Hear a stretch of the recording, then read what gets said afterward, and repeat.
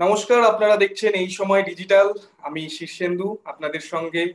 আজকে আমরা আবারও পেয়ে গিয়েছি এই সময়ে সাংবাদিক সুরবেগ বিশ্বাসকে। সুরবেগদা থাকা মানেই কোনো অজানা কাহিনী কিংবা কোনো জানা কাহিনীর মধ্যেও এমন কিছু বিষয় সুরবেগদা আমাদের সামনে তুলে ধরেন যা হয়তো আমরা সাধারণভাবে জানতে পারি না। তো আজকে সুরবেগদার সাথে আমরা আলোচনা যে বিষয়ে করব, এবছরেরই 21শে মে মহারাষ্ট্র পুলিশ গড়চিরুলিতে জঙ্গলে ঢুকে 13 জন মাওবাদীকে নিকেশ করে। বেশ কিছুক্ষণ গুলির লড়াই চলে প্রথমে, তারপরে 13 জন নিকেশ, 13 জনের মৃত্যু হয়। বড় সাফল্য। এবারে যদি আমরা এই রাজ্যের দিকে একটু তাকাই, 2011 24শে নভেম্বর কিষাণজিকে এনকাউন্টারে মারা হয় এবং তারপর থেকে কোথাও একটা যেন মাওবাদীরা একটা প্রশ্ন উঠে আসে, একের পর এক আত্মসমর্পণ করেন অনেকে এবং তারপরে মাওবাদীরা কেমন যেন উবে যায়।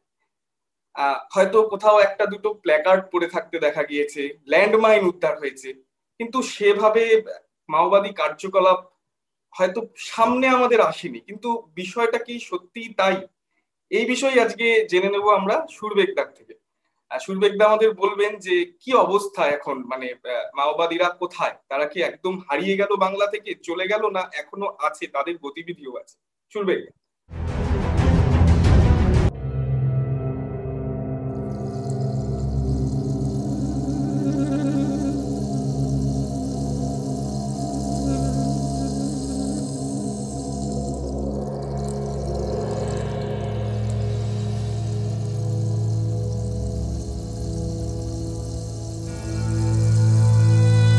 তো খুব ভালো শুরু করলে এই প্রসঙ্গটা দিয়ে, মহারাষ্ট্রের গড়চিরোলির প্রসঙ্গ দিয়ে। এলিট C-60 কমান্ডো বাহিনী, পুলিশের, ওদের যে মহারাষ্ট্র পুলিশের যে বিশেষ বাহিনী, আহ জঙ্গি দমনে বা মাওবাদী দমনে বিশেষ বাহিনী, বিশেষ দক্ষতা সম্পন্ন বাহিনী, ওরা গত 21শে মেতে যেটা হয়, সেটা 13 জন মাওবাদী নিহত হন ওদের হাতে, এই এলিট C-60 কমান্ডোর হাতে, আর কমান্ডো বাহিনীর হাতে। তো তাতে 7 জন ছিলেন পুরুষ, 6 জন মহিলা। তুমি এই প্রসঙ্গটা দিয়ে শুরু করলে। হ্যাঁ, সত্যি এটা মনে করাটা স্বাভাবিক যে তাহলে আমাদের এখানে যে মাওবাদী আন্দোলন 2008, 9, 8-এর শেষ দিক থেকে 9, 10, 11 একেবারে উত্তুঙ্গ সীমায় পৌঁছে গিয়েছিল, আহ কার্যকলাপ, হিংসা, সব দিক থেকে, আহ আন্দোলনের গতি বলো, আহ হিংসা তো নির্বিচার হয়েছিল। মাওবাদীরা যেন কর্পূরের মতো উবে গেল। ব্যাপারটা কি সেরকম? মানে এটাই তুমি বলতে চাইছো তো, যে মাওবাদীরা কোথায় গেল? কোথায়? এবার একটা কথা আমি তোমাকে বলি, আহ একটা খুব কি বলবো, একই সঙ্গে মজার এবং একই সঙ্গে বিষয়টা উম, একটু বোঝার। সেটা হচ্ছে, তখন আমি সদ্য সদ্য এই জঙ্গলমহলে গিয়েছি। ওটা আমার জঙ্গলমহলের প্রথম সফর। 2008-এ 2রা নভেম্বর তৎকালীন মুখ্যমন্ত্রী বুদ্ধদেব ভট্টাচার্যের কনভয়ে ল্যান্ডমাইন বিস্ফোরণ করায় মাওবাদীরা, ঘটায়। বিস্ফোরণটা তার দুদিনের মাথায় আমি জঙ্গলমহল যাই। যাই হচ্ছে প্রথমে শালবনীতে। তো এরকম একটা ধারণা আছে চারদিকে, ওই সিনেমা টিনেমা দেখে আর কি, যে মাওবাদীরা বোধহয় ওই জলপাই রঙের পোশাক পরে বা ক্যামোফ্লেজ পোশাক পরে তারা এসে আহ ঝটাঝট করে AK-47 নিয়ে বা SLR নিয়ে নানা রকম কথা বলবেন, একটা ড্রামাটিক ব্যাপার হবে। ব্যাপারটা তা, আমাকে একজন পুলিশ অফিসার, তার কাছে আমি খুব কৃতজ্ঞ, নামটা বলছি না সঙ্গত কারণেই, তিনি এখন ইন্সপেক্টর পদে রয়েছেন। তো মানে আমি, তিনি আমাকে বলেছিলেন, একটা একটা পেট্রোল পাম্পে একজন সাধারণ একজন মানুষ, কর্মী কাজ করছেন, ওই যা হয় সাফাই করে, আমাকে বলেছিলেন, মাওবাদী কিন্তু কাউকে কারো গায়ে লেখা থাকে না ওভাবে।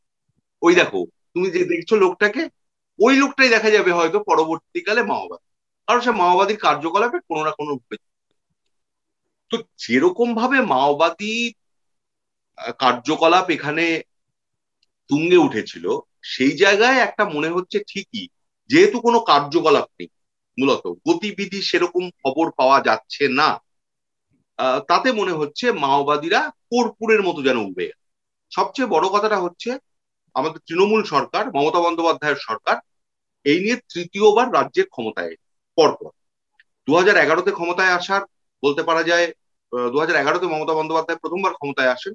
হ্যাঁ। ক্ষমতায় আসার 6 মাসের মধ্যে কিষেনজি নিহত হন ঝাড়গ্রামের কাছে বুড়িশোলের জঙ্গলে। কিষেনজি নিহত হন। তারপরেই মাওবাদী কার্যকলাপ বলতে গেলে আর কিছু নেই, আর কিছু জানা যায় না। তাহলে মাওবাদীরা কোথায় গেল, তাই তো? এটাই তুমি বলতে একদম চাইছো? একদম সুরবেকদা, এই জায়গাটাতেই প্রশ্ন। আমরা যদি আরেকটু বলি সুরবেকদা, মানে মাওবাদীদের দেখা যায় না বলতে কিছু লিফলেট আমরা পেয়ে থাকি মাঝে মাঝে জঙ্গলমহলের বিভিন্ন থানা এলাকায়। পোস্টার, বলা poster, poster, leaflet, poster, leaflet নয় পোস্টার। হ্যাঁ। এবং সেটা মাওবাদী মানে মাওবাদীদের পোস্টারও আমরা বলতে পারি না, নামাঙ্কিত বলতে হয়। কিংবা কিছু ক্ষেত্রে একেবারে হয়তো পুরনো ল্যান্ডমাইন উদ্ধার হয়েছে। এর বাইরে হয়তো সেরকম কিছুই আমরা দেখতে পাই না। ঠিকই আমি বলছি, আমার কাছে যেটুকু খবর, এটা শুধু গোয়েন্দা রিপোর্টের ভিত্তিতে পাওয়া খবর নয়। আমার স্থানীয় যে সমস্ত যোগাযোগ জঙ্গলমহলে আছে, সেই আহ, যোগাযোগের ভিত্তিতে কিছু পাওয়া খবর আছে। সেটা হলো 10 জনের একটা দল। তুমি যদি লেটেস্ট খবর বলো, শেষতম তাদের গতিবিধির কথা বলো, 10 জনের একটা দলের কথা আগে আমাদের মাথায় রাখতে হবে। 10 জনের দলটার ফরমেশন কি? এই 10 জনের দলটার প্রত্যেকেই ভিন রাজ্যে, ঠিক আছে? তার মধ্যে 5 জন পুরুষ অন্ধ্রপ্রদেশের, 3 জন মহিলা অন্ধ্রপ্রদেশের, 8 হলো, আর 2 জন পুরুষ, তারা ঝাড়খণ্ডের। এই দলটা এখন ঝাড়খণ্ড লাগোয়া দুটো গ্রাম পঞ্চায়েত এলাকায়, মূলত দুটো গ্রাম পঞ্চায়েত এলাকায় তারা আহ জনসংযোগ তৈরি করছে নতুন ভাবে। একেবারে নতুন ভাবে, স্টার্টিং ফ্রম দ্য স্ক্র্যাচ জনসংযোগ তৈরি করছে। এই দলে এই দলটার মধ্যে অবশ্যই বাংলার কেউ কেউ আছেন, মানে 10 জনের অতিরিক্ত যারা এর নেতৃত্ব দিচ্ছেন বা এদের গাইডেন্স দিচ্ছেন, অবশ্যই আকাশ ওরফে অসীম মন্ডল, আহ, যিনি বলা হয় যে মাওবাদীদের রাজ্যের এখন এই রাজ্যে দায়িত্বে আর কি।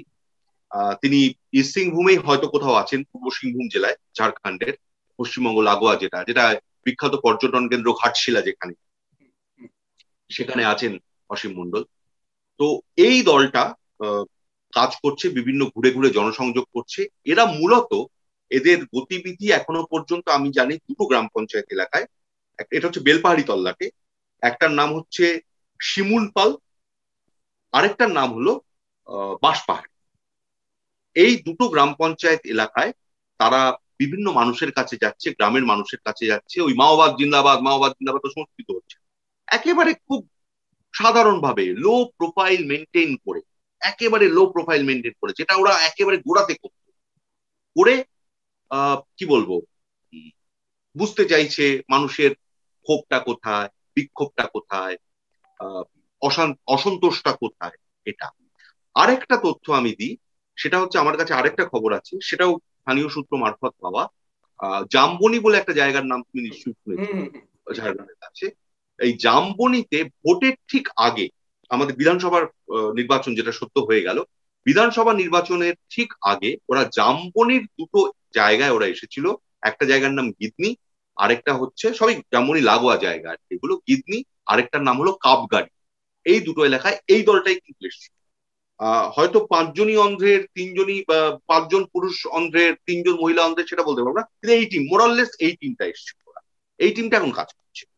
কাজ করছে মানে কিরকম, তাদের হাতে ওরকম অত আসলে আমাদের সমস্যাটা কোথায় হয়, মাওবাদী অ্যাক্টিভিটিস মানেই, তুমি যেটা শীর্ষেন্দু, যে কারণে তুমি গড়চিরৌলির ঘটনা দিয়ে শুরু করলে, মানে কিষেনজি আহ যখন ছিলেন, কিষেনজির হাতে যখন সবকিছু ছিল, তিনি জিনিসটাকে সত্যি একটা অন্য পর্যায়ে নিয়ে গিয়েছিলেন।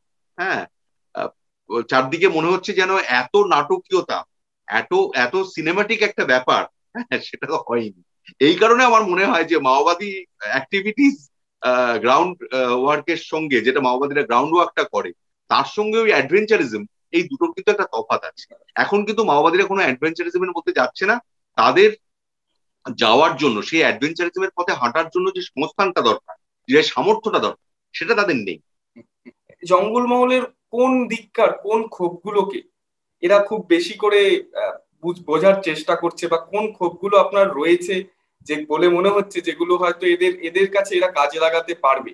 এই প্রসঙ্গে সুরবেক্তা যে বিষয়টা আসছি আমরা 2019-এর কিন্তু লোকসভা ভোটে আমরা দেখেছিলাম জঙ্গলমহলের বিপুল মানে অনেক আসন, অনেক বুথ, সেই জায়গাগুলো শাসক দলের হাতছাড়া হয়েছিল।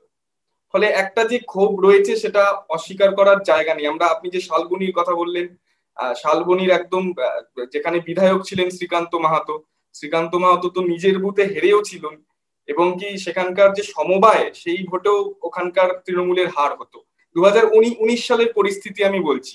তো কোন জায়গায় এই ক্ষোভটা এবং কেন সেই ক্ষোভটা পৌঁছালো একটু যদি বলেন।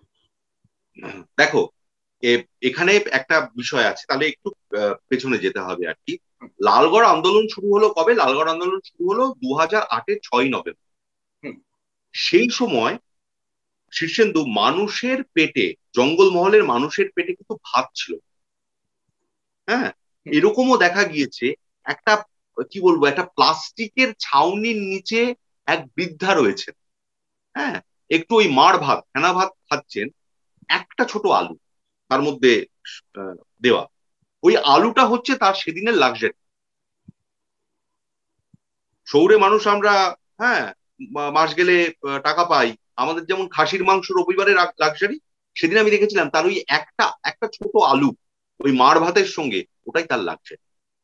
যখন 2011 সালে মমতা বন্দ্যোপাধ্যায় ক্ষমতায় এলেন, তখন ওই যে সব মানুষের জন্য 2 টাকার চাল বা আরো নানা রকম প্রকল্প ঘোষণা করায়, যেটা হলো সেটা হচ্ছে জঙ্গলমহলের মানুষের পেটের যে খিদে, সেটা কিন্তু অনেকটা উনি মেটাতে সমর্থ হতেন।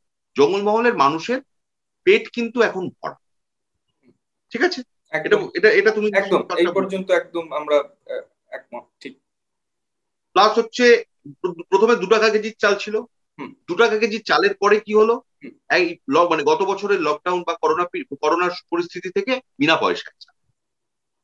তাহলে মানুষ, জঙ্গলমহলের মানুষকে আর চালটা কোনোভাবে কিনেই খেতে হচ্ছে না, পুরোটা তারা পেয়ে যাচ্ছে। একদম, এবার তোমাকে তো একজন মানুষ, আমরা মানুষ মানে একটা জীব, আমাদের প্রত্যেকের জৈবিক তাড়না আছে। জৈবিক তাড়নার প্রথম হচ্ছে খিদেটা, পেট ভরাতে হবে। হুম, হুম, আগে আমার লক্ষ্য ছিল পেটটা ভরা। হুম, এই তোমার রন্ধ্রপথ থেকে মাওবাদীরা ঢুকেছিল, দেখছিল যে খিদেটা নেই, মানে খিদেটা আছে, খিদে মেটানোর কোনো জায়গা নেই, খিদে মেটা মানুষ অভুক্ত অর্ধভুক্ত থাকছে। সেই পেটটা এখন ভরে গেছে মানুষের, এই 2 টাকা কেজির চাল বা বিনা পয়সার চালের দৌলতে, গমের দৌলতে ইত্যাদি। এটার থেকে এখন মানুষের মনে আসছে যে ভরা পেটে তো এখন অনেক কিছু চিন্তা করা যায়। হ্যাঁ, যে এবার আমার একটা চাকরির সংস্থান হলে ভালো, এবার একটা আমার কর্মসংস্থান হলে ভালো। আমি এই বিধানসভা ভোটে আমি তোমাকে 2টো গ্রামের নাম বলবো। একটা হচ্ছে বেলপাহাড়ি, আহ, যেটা একেবারে মাওবাদীদের আদিতম ঘাঁটি আর কি। হুম, হুম, বেলপাহাড়ির গোহালবেড়রা আহ, গ্রাম। আর আরেকটা তোমাকে বলবো লালগড়ের নেতাই গ্রাম। বেলপাহাড়ির গোয়ালবেড়রা গ্রামে আমি কি দেখলাম, একজনের সঙ্গে আলাপ হলো, ছেলেটি অনার্স গ্র্যাজুয়েট, নাম হচ্ছে স্বদেশ সিং। চমৎকার ছেলে, কথাবার্তা খুব সুন্দর বলে। ওই গ্রামটায়, মানে ওর চারপাশটা একেবারে মাওবাদী প্রভাবিত ছিল। স্বদেশ আমাকে বলছেন যে সবই তো হলো, একটু যদি আমাদের এবার চাকরি বাকরির দিকে নজর দেওয়া যেত। আমরা চালটা পেয়ে আমরা খুশি, আমরা চাল গম এগুলো পেয়ে খুশি, মানে কি পেটটা ভরে গেছে। খেয়াল রাখো, একদম, এই সরকার কিন্তু এটা করেছে, রাস্তাঘাট অমুক তমুক এগুলো কিন্তু হয়ে গেছে, পেটটা ভরে গেছে। আহ এবার যদি একটু হতো, তা বলে স্বদেশ কিন্তু বলছে না আমাকে হেভি ইন্ডাস্ট্রি করতে। এটা সত্যি, এটা বাস্তব। হুম, কেউ বলছে আমাকে কলকারখানা করে দাও, বলছে আমাদের কাজ দরকার। সেটা তোমার কৃষি ভিত্তিক শিল্পে হতে পারে, ফুড প্রসেসিং এ হতে পারে, নানা বিষয় হতে পারে। ট্যুরিজমের যদি আরো ভালো করে হয়, এবং ওই জায়গাটা তুমি নিশ্চয়ই ঝাড়গ্রামের ওই তল্লাটটা সম্পর্কে তুমি বহু ওয়াকিবহাল, আমি জানি। আহ, যে নিসর্গ অপূর্ব সেখানে, একদম, সেখানে একদম, তো ট্যুরিজমের বিরাট স্কোপ আছে। একদম, আমরা শুধু পর্যটন বলতে ভাবি হচ্ছে আমাদের এই সমুদ্র সৈকত গুলো, আর হচ্ছে উত্তরবঙ্গের তরাই ডুয়ার্স পাহাড়, এগুলো তা নয়। হুম, আমাদের জঙ্গলমহল অত্যন্ত সুন্দর জায়গা।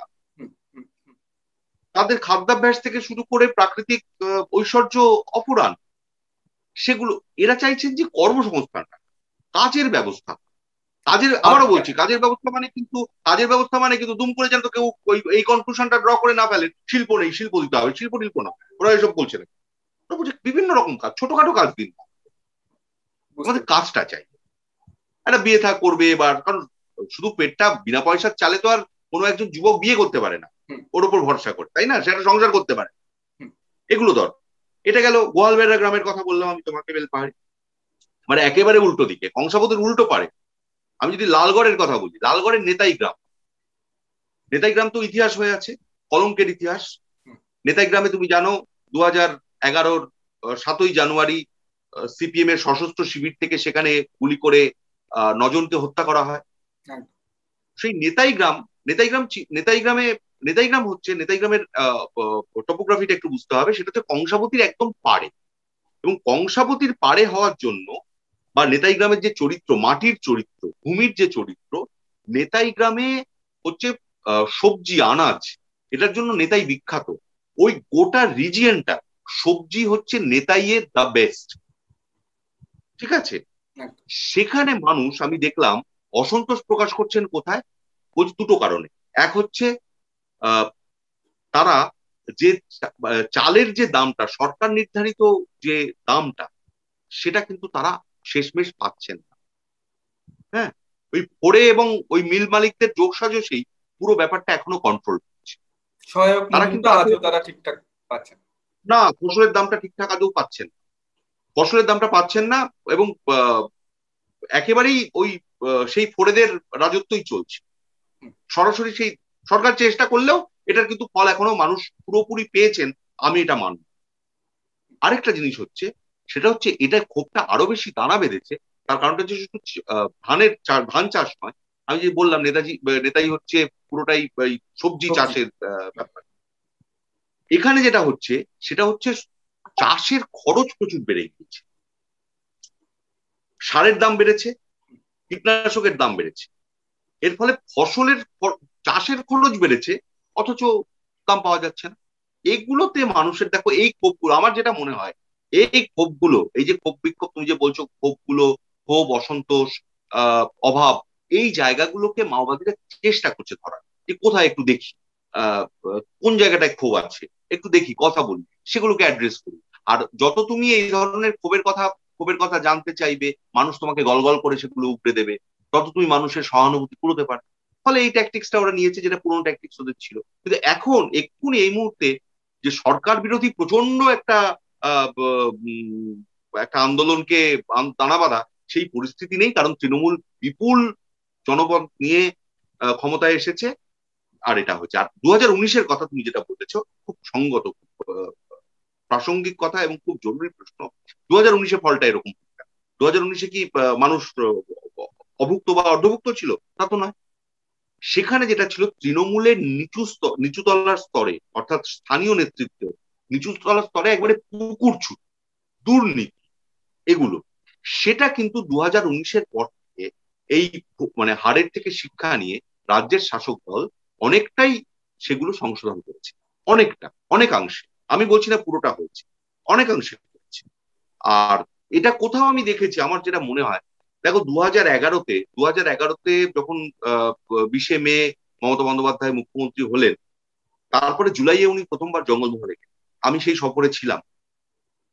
কেউ কিন্তু ওই যে আহ, দূরত্বটা উনি কভার করেছিলেন, উনি মেদিনীপুর সার্কিট হাউসে প্রথমে ওঠেন, তারপরে সেখান থেকে পরের দিন সকালে, একটা সন্ধ্যায় উনি মেদিনীপুর সার্কিট হাউসে পৌঁছন, পরের দিন সকালে তিনি যান হচ্ছে নয়াগ্রাম। সেই মেদিনীপুর কোথায় আর নয়াগ্রাম কোথায়, তুমি ভাবো।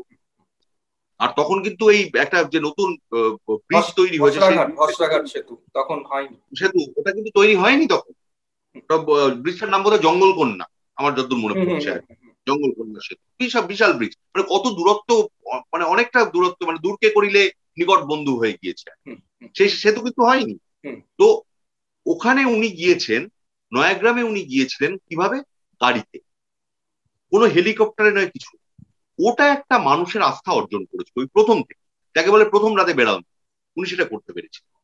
তাতে তাতে কি হয়েছে, এই যে এবারের ভোটটা দিদির ভোট, যারা 19-এ বিজেপিকে ভোট দিয়েছিলেন, তারাও ভেবেছেন না, এবারের ভোটটা তো মুখ্যমন্ত্রী নির্বাচন, রাজ্যের সরকারের নির্বাচন।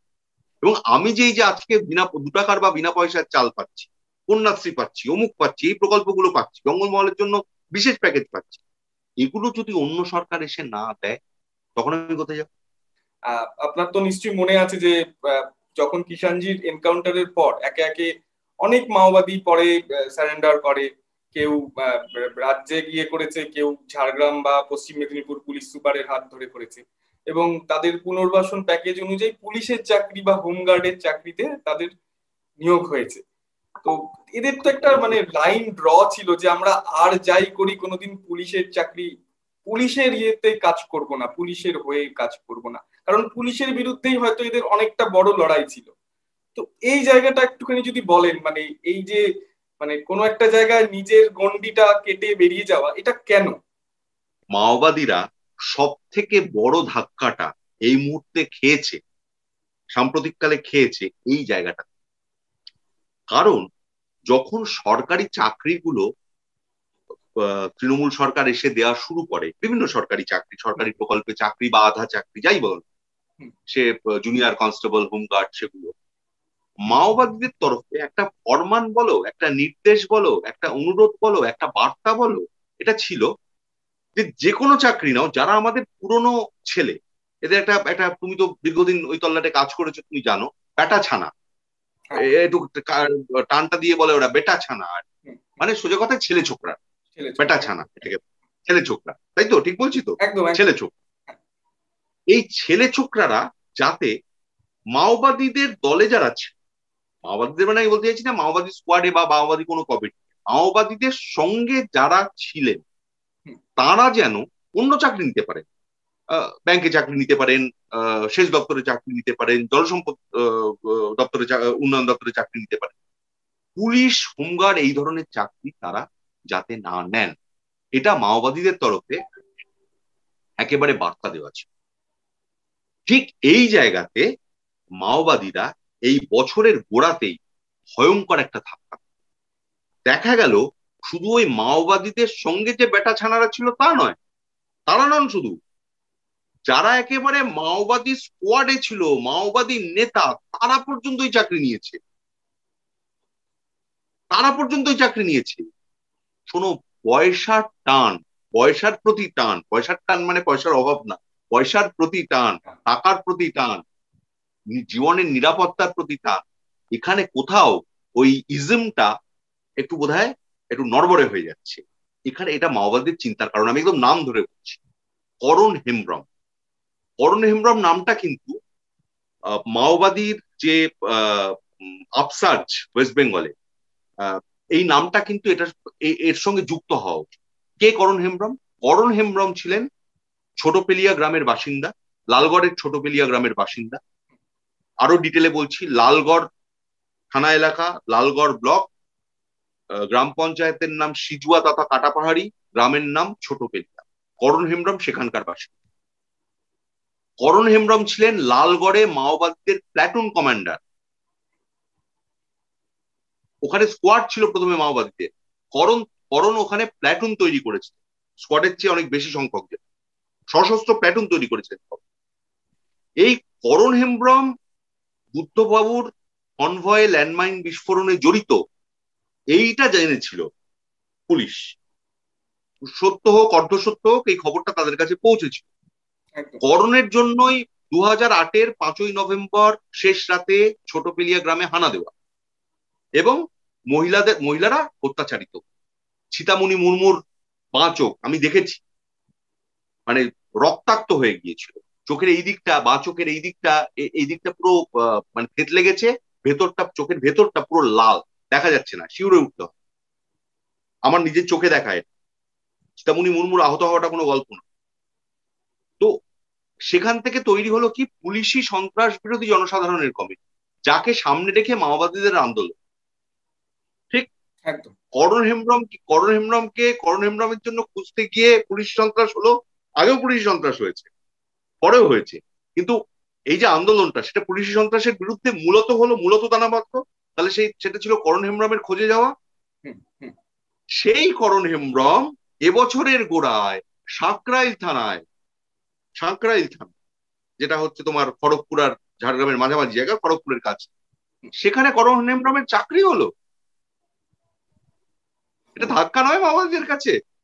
তুই ভাবো, প্রাক্তন প্ল্যাটুন কমান্ডার, সে কিনা এই চাকরি নিল বারবার বলা সত্ত্বেও। হ্যাঁ, এখানেই কথাটা, যে শুধু ইজম ধুয়ে খেয়ে কি হবে, শুধু বাপ ধুয়ে খেয়ে কি হবে, যদি আমার পেটে ভাত না থাকে? আমি সেই বাপ দিয়ে, সেই মতবাদ দিয়ে আমি সেটাকে উস্কে দিতে পারি, আমি সেটাকে উস্কে দিতে পারি, কিন্তু হবে কি সেটা দিয়ে আলটিমেটলি কি হবে? এটা মাওবাদীরা ভাবছেন, শুধু আমার ভাবনা বা আমি মাওবাদীদের সমালোচনা করছি না, সমালোচনার জায়গাটা অন্য, কিন্তু মাওবাদীরা কিন্তু এটা নিয়ে ভাবছেন, এখন বড় ধাক্কা খেয়ে গেছেন তারা এই জায়গাটা বলে আমার মনে হয়, আমার কাছে আচ্ছা সুরবেকদা, আরেকটা বিষয় একটু যদি জানতে চাই, আপনি তো সেই সময় খুব কাছ থেকে বেশ কিছু আন্দোলন দেখেছেন এবং পুলিশের কার্যকলাপ দেখেছেন। তো 2011-র আগে পুলিশ যেভাবে বা পুলিশের যারা গোয়েন্দারা রয়েছেন তারা যেভাবে কাজ করতেন, আজকের তো তাদের কাজের পরিধি এবং সেটা অনেকটা অনেকটা মানে মানে বিস্তার পেয়েছে।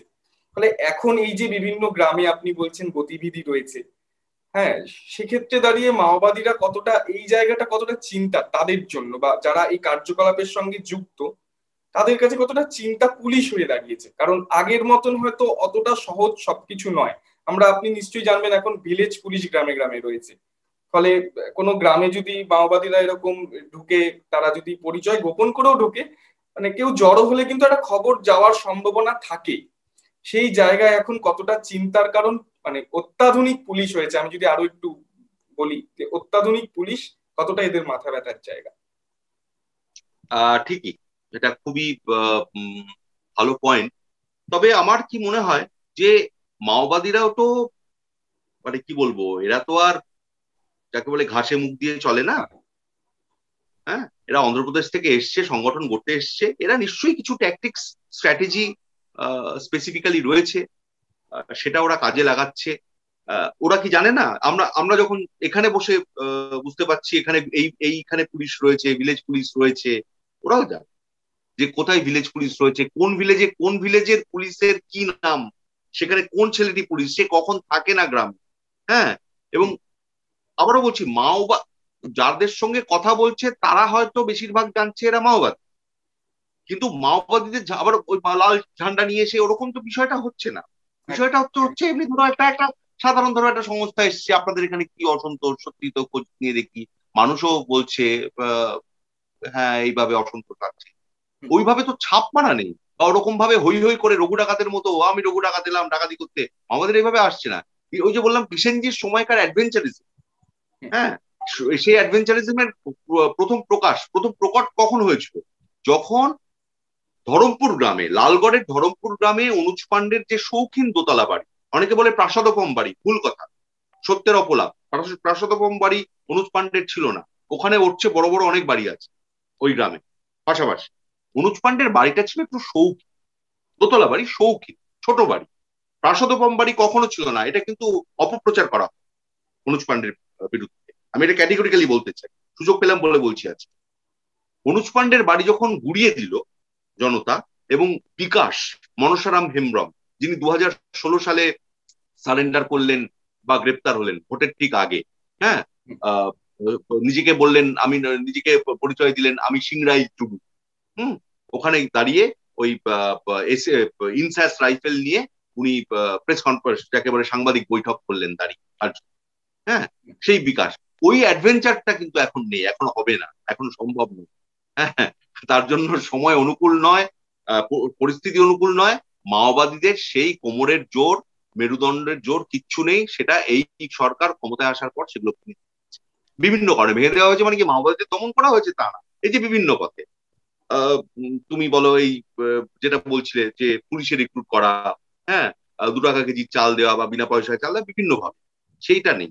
আর তবে তার মধ্যেও মাওবাদীদের হবে না কি, নিশ্চয়ই হবে, ক্ষোভগুলো আস্তে আস্তে যদি অ্যাড্রেস প্রশাসনের তরফে করা না হয়, ক্ষোভগুলো যদি, এই ক্ষোভগুলো যেটা নেতাই গ্রামে তোমাকে বললাম, যেটা গোহালবেড়া গ্রামে তোমাকে বললাম, হ্যাঁ, কিংবা ধরো আবার আরেকটা জায়গা বলছি, যে তুমি শালবনীতে শ্রীকান্ত মাহাতোর কথা বললে, শ্রীকান্ত মাহাতোর ওখানে পিররাখুলি বলে একটা গ্রাম আছে, একদম। সেখানেও একই ক্ষোভ দেখলাম, একই ক্ষোভ দেখলাম, ফসলের দাম না পাওয়া, হ্যাঁ, এবং ফসলের চাষের খরচ বেড়ে যাওয়া, সে সেগুলো যদি অ্যাড্রেস করা না হয় ঠিক মতো, দিকি দিকি দিকি দিকি করে চলতে চলতে আলটিমেটলি দাবানল হবে। মাওবাদী তো সুযোগের অপেক্ষায় আছেন, তারা তো রাজনীতিটা করছেন, তারা তো রাজনীতিটা, জমি তো অত সহজে তারা ছেড়ে দেবেন না। এখন দেখে মনে হচ্ছে সবকিছু শান্ত, হ্যাঁ, ব্যাপারটা কিন্তু অত সোজা নয়।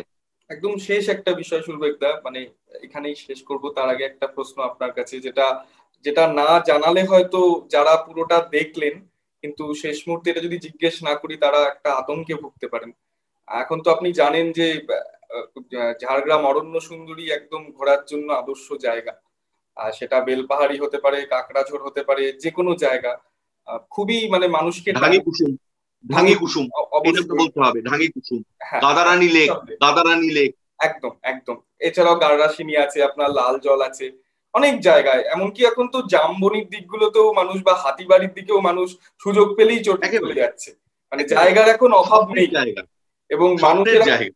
হ্যাঁ, এবং অফবিট জায়গা হয়েও মানুষ কিন্তু প্রচুর মানুষ এখন ঝাড়গ্রামমুখী, ঝাড়গ্রামে এখন প্রচুর পর্যটন সংস্থা কাজ করছে, ফলে কোথাও এবং হোটেলও হয়েছে, প্রচুর ভালো হোটেল, ভালো হ্যাঁ, হোটেল হয়েছে, হোটেল। রিসর্ট হয়েছে, অনেক কিছু হয়েছে। আরো শুধু তাই নয় সুরবেকদা, মানে হোমস্টেও কিন্তু অল্প অল্প করে বিভিন্ন জায়গায় হ্যাঁ, হাতে গোনা, হচ্ছে তো, হচ্ছে তো। এখনো আমরা বলবো হাতে গোনা কিন্তু হচ্ছে, এবং যেটা খুব ভালো দিক নিঃসন্দেহে। আমার যে জায়গাটায় প্রশ্ন, মানে এই এত গল্পের পর্বে মানে একটা জিনিস আমরা বুঝতে পারলাম যে শালমহুলের জঙ্গলের পেছনে কোথাও হয়তো এখনো মাওবাদীরা জল মাপছে। তো তারা হ্যাঁ, পুরোপুরি জল মাপছে। উবে ঠিক যায়নি। এই কথাটাই, জল মাপছে। হ্যাঁ, জল ঠিক এই মাপছে, খুব তারা ভালো উবে কথা বলেছে, যায়নি, তারা জল মাপছে। আছে। তো এই যারা এই পর্যটন পর্যটন মানে প্রেমী মানুষ যারা খুব ঘোরা পছন্দ করেন, বারবার ছুটে যান ঝাড়গ্রামে, তো তাদের কাছে কি আতঙ্কের কিছু আছে? হয়তো আজকে কোভিড একেবারেই, পরিস্থিতি কেউ যাবেন না, কিন্তু একটা সময় কিন্তু আবার ঝাড়গ্রাম মানুষকে টানবে, কোনো আতঙ্কের জায়গা আছে? একেবারেই না। মাওবাদীরা সাধারণ মানুষের এইভাবে ক্ষতি সাধারণত করেন না। যে ঘটনাগুলো হয়েছিল সেগুলো ওই পলিটিক্যালি শিক্ষিত না করার ফল। পলিটিক্যালি শিক্ষিত না করে এতটা এগিয়ে যাওয়া হয়েছিল আন্দোলনে, এটা তো পরবর্তীকালে ইতিহাস বলবে, অলরেডি বলতে শুরু করেছে ইতিহাস, যে কেন নিরীহ সাধারণ মানুষকেও তখন হত্যা করা হয়েছে। পরের পর পর পরের পর জাস্ট এটুকু পরিচয়, তিনি সিপিএম বলেই তাকে হত্যা করা হচ্ছে। তো একদম, যে অত্যন্ত কারণে খারাপ হয়তো কাজ হয়েছে। আন্দোলনটা কিছু জায়গায় প্রশ্নের মুখে হ্যাঁ, পড়ে গেছে। অত্যন্ত খারাপ কাজ হয়েছে, জঘন্য ঘৃণ্য কাজ হয়েছে। মানে শুধু তার কোনো রকম কোনো খারাপ কিছু নেই। সাধারণ মানুষ, নিরীহ মানুষ, গোবেচারা মানুষ শুধু সিপিএম সমর্থক, সিপিএম সমর্থক এই কারণে তাকে খুন করা হচ্ছে, বা সিপিএম কর্মী এই কারণে তাকে খুন করা হচ্ছে। এগুলো আর হবে না, মানে এগুলো নেই। এবং পর্যটকদের জন্য আমার মনে হয় কোনো ভয় নেই, কারণ এই মাওবাদীদের থেকে এই কাজগুলো মাওবাদীরা যত বেশি করে করবেন, এবং যদি আবার যত বেশি করে না, এখন তো করার ক্ষমতাই নেই, আবার করেন, তাহলে তারা আবারও জনবিচ্ছিন্ন হয়ে পড়বেন, আবারও জনবিচ্ছিন্ন হয়ে পড়বেন। তো জনসমর্থনও হারাবে। সুতরাং অবশ্যই মানে সমর্থন যেটুকু, যদি একটুও দানা বেঁধে থাকে সেটুকু সমর্থন ধূলিসাৎ হয়ে যাবে একেবারে। সুতরাং সেই সেই দিকে ওরা যাবেন না বলে আমার আমার ধারণা। আর পর্যটকদের জন্য না হলে তুমি বলো না, আবার কাঁকড়া ঝোড়ে যেটা ওরা ঘুরিয়ে দিয়েছে, হুম, যে আহ, হুম। পর্যটকদের যে আবাসটা, সেটা আবার নতুন করে ফরেস্ট, তৈরি হয়েছে। নতুন করে তৈরি হচ্ছে। ফরেস্টের ডুয়ার্সিনি ফরেস্ট ডেভেলপমেন্ট কর্পোরেশনের, যেটা যেটা হচ্ছে বান্দোয়ানের কাছে, আসলে তোমার পুরুলিয়ার কাঁকড়া জোরে বান্দোয়ানে। নতুন মানে বেসরকারি সংস্থার তরফ থেকে আপনার হ্যাঁ, ব্যবস্থাও করা হয়েছে, দারুণ মানে। আরে তুমি তুমি শীর্ষেন্দু, অযোধ্যা পাহাড়, যেটা হুম, হুম, মাওবাদীদের একদম মুক্তাঞ্চল একদম ছিল, সবচেয়ে বড়, কত একদম। কত কত ঘৃণ্য, কত নৃশংস খুন হয়েছে ওখানে, হুম, হুম, হুম, হিংসা হয়েছে। হুম। সেখানে কত, সেখানে 4 স্টার না 5 স্টার রিসর্ট এখন। একদম একদম কি একদম। বলছো তুমি? হ্যাঁ, জঙ্গলমহল স্বপ্নের জায়গা ঘোরার জন্য। জঙ্গলমহল তো মানে ওই তো বললাম যে শুধু আমরা ওই কয়েকটা সমুদ্রের তীরের কথা জানি পশ্চিমবঙ্গে, আর ওই উত্তরবঙ্গের পাহাড় আর জঙ্গলের কথা জানি। জঙ্গলমহলের কোনো তুলনা নেই, জঙ্গলমহলের সৌন্দর্য। আর ওই পোস্তর বড়া, দেশি মুরগি, ও স্বপ্নের জায়গা। আর সবচেয়ে বড় কথা, তুমি তো এখন এখন তো তুমি কাউকে ডিপ্রাইভ করছো না, একদম। প্রত্যেকের তো পেটে ভাত এখন, হ্যাঁ, প্রত্যেকের হ্যাঁ, পেটে ভাত। একদম। এবং এবং তুমি যদি যাও, তুমি যদি টুরিস্টরা যদি বেশি করে যান, তাহলে সরকার যদি ঠিকঠাক করে, সমস্যাটা হচ্ছে সরকারের সদিচ্ছা আমার মনে হয় কোনো অভাব আছে বলে আমি মনে করি, কোনো অভাব নেই। মাঝখানে যে লোকগুলো তারাই সর্বনাশটা করে, তারাই ধরো দেখা যাবে গিয়ে কোনো একটা সরকারি লজের ঠিকঠাক মেনটেনেন্স নেই, অথচ মেনটেনেন্সের টাকা আসছে। এই সমস্যাগুলো না হলে তো পর্যটন আমাদের এখানে অনেক ভালোভাবে বিকশিত হতো। আর জঙ্গলমহলের পর্যটন এমনি বিকশিত হবে, তার কোনো তুলনা নেই। আর এখন কি, মানুষের কোভিড পরিস্থিতিতে আর একটা ভালো ব্যাপার, যে কোভিড ধরো এই যে সেকেন্ড স্পাইকটা আবার একটু পরে কমে যাবে। হুম। একদম। তখন কি হবে, মানুষ বলে যে আমরা নট অত দূরে কোথাও যাবো, সেই অর্থে গাড়িতে তোমার ঝাড়গ্রাম, পশ্চিম মেদিনীপুরের কিছু জায়গা এগুলো যাওয়া যায়, তাহলে গাড়িতে যাই, গাড়িতে। এবং জঙ্গলমহলের পর্যটন, ঝাড়গ্রামকে ঘিরে পর্যটন আরো বেশি বাড়বে। সুরবেকদা, আজকে আমরা এখানেই শেষ করছি। আমরা অনেক কিছু আজকে নতুন করে জানলাম। ধন্যবাদ শীর্ষেন্দু, তো ধন্যবাদ। আবারও আমরা সুরবেকদাকে আমাদের মধ্যে নিয়ে আসবো এরকম অজানা কিছু বিষয় জানতে। আজকে এখানেই শেষ করছি। আপনারা সকলে সুস্থ থাকুন, কোভিড পরিস্থিতিতে সমস্ত নিয়ম কানুন, সরকারি যে সমস্ত বিধিনিষেধ রয়েছে সেগুলো মেনে চলুন। আর এরকম আরো জানা অজানা বিষয়ে জানতে দেখতে থাকুন এই সময় ডিজিটাল। নমস্কার।